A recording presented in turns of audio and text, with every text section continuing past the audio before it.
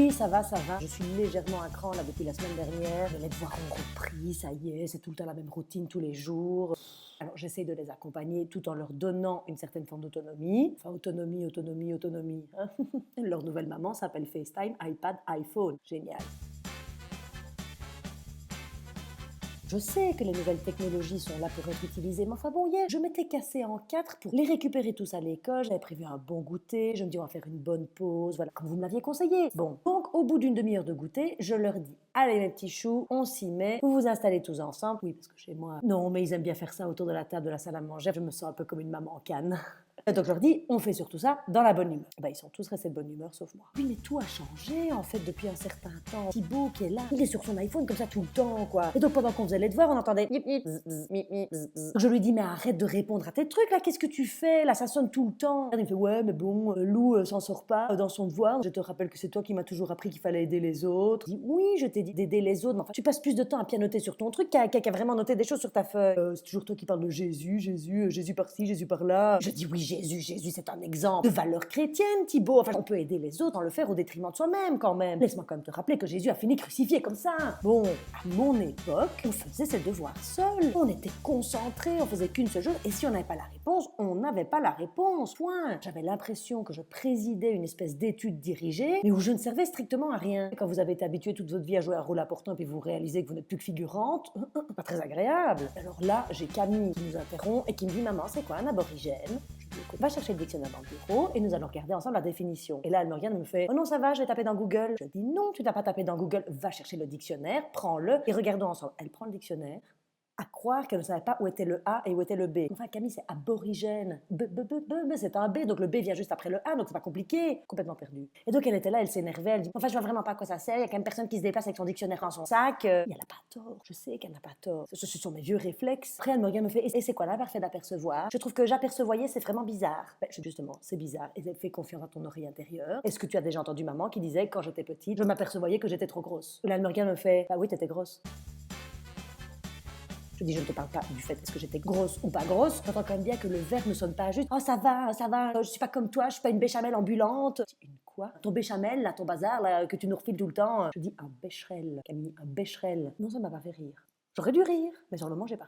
Je dis, écoute, tu as un bécherel dans ta chambre, va le chercher. Non, ça va, c'est bon, j'ai la solution. Et là, elle prend son iPad et elle se met à parler, quoi. Je dis, mais qu'est-ce que tu fais? Non, c'est pas de souci, j'appelle Lydia, ouais, c'est ma mère. Non, parce qu'on ne sait plus comment on conjugue. Je dis, je sais très bien comment on conjugue le verbe apercevoir. J'essaie de te donner des clés pour trouver les réponses toute seule. Ben, c'est ce que je fais. Qu'elle me dit, c'est ce que je fais. J'appelle Lydia et elle me donne la réponse. Ben, je dis, bon, j'espère qu'à ton examen, Lydia sera disponible pour te répondre. Mais moi, ça me tracasse. Et l'autonomie, et le fait d'affronter une difficulté seule et de s'en sortir seule ou avec l'aide de ses parents. Non, j'ai bien réalisé, je ne sers plus à rien. Je la fais chier exactement de la même manière que mon père m'emmerdait quand j'étais petite. À chaque fois que je lui demandais une définition, il me disait, va chercher le dictionnaire. Je disais, mais si tu la connais, tu peux me la dire. Non, tu dois apprendre à chercher dans le dictionnaire.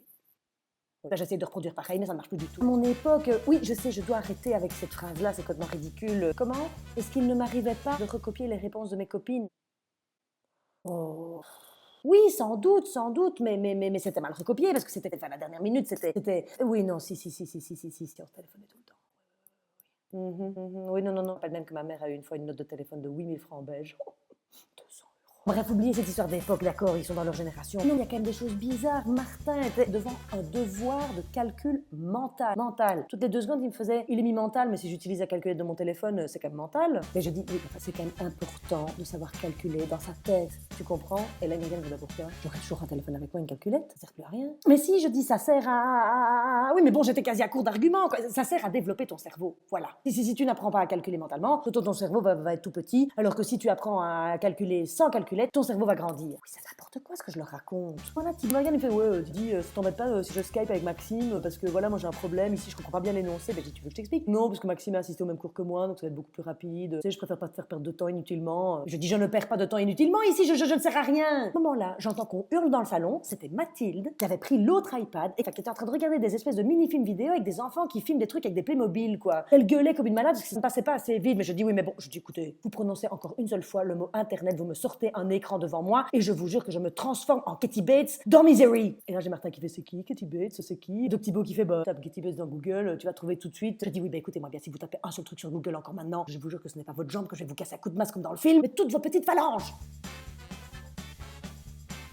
Comment dites-vous que les nouvelles technologies peuvent être intégrées dans les apprentissages? Oui. Et que leur génération est comme ça et que ça a du bon?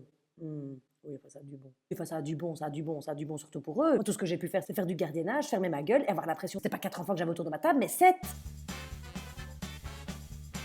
Bertrand qui rentre du boulot, moi je me dis ça y est, je vais pouvoir lui raconter un petit peu mon truc. Il s'installe au bar et en même temps que j'essaie de lui parler, il est là en train de prendre sa pulsation cardiaque sur son iPhone et il répète des mots d'italien. Ragazzo, ragazzo, ragazza, ragazza. Oui, parce que depuis nos vacances, il s'est mis à l'italien. C'est fabuleux. Il me fait, mais écoute-moi, c'est quelque chose auquel il faut qu'on réfléchisse. Et là, il y a Thibaut qui passe, et Bertrand le regarde et fait, t'as fait tes devoirs, Thibaut? Ouais, ouais. Merci Steve Jobs. Oui, merci Steve Jobs. Fut une époque, mon ami, où on disait merci papa ou merci maman. Et tu sais quoi? Puisque Steve Jobs est visiblement le nouveau Messie, et je vais faire comme lui. Parce que lui, comme tous les autres grands pontes de la Silicon Valley, de Google, de je ne sais quoi, sont quand même les seuls parents qui ont inscrit leurs enfants dans des écoles sans technologie, parce qu'ils avaient bien compris que c'était dangereux. Tu veux que je ressemble à Steve Jobs? Eh ben dès demain, plus d'écran, plus d'iPhone, plus d'iPad, plus rien.